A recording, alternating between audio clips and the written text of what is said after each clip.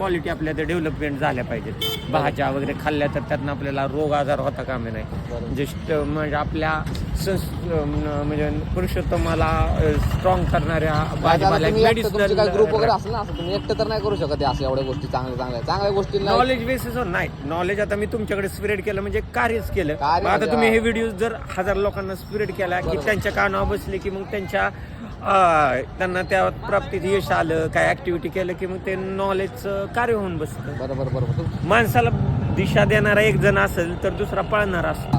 Direction देणारा एक असेल तर पळणारा जर दुसरा असेल तर कार्य होतो, पण दुसरा पळतो पण त्याला डायरेक्शन नसेल तर कुठेही गेला की तो आपटतो.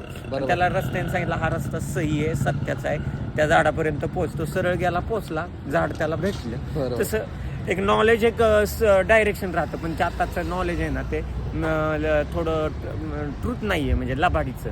पण त्याला जर सत्य स्वरूपात